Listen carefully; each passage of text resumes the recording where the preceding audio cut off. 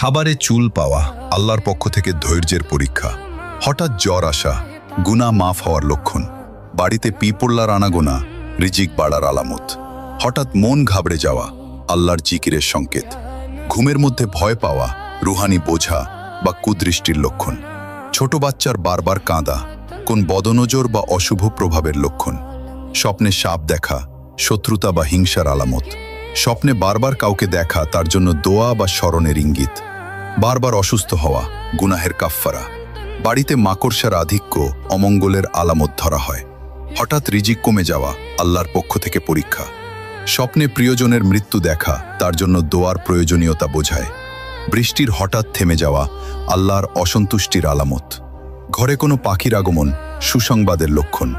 বিড়ালের বারবার দরজায় আসা অনেক সময় রিজিকের ইশারা হয়। হঠাৎ আর্থিক ক্ষতি হওয়া পরীক্ষা বা সতর্কবার্তা। ঘরে বারবার বাল্ব ফিউজ হওয়া বা নিভে যাওয়া বরকত কমে যাওয়ার আলামত। আর ইসলাম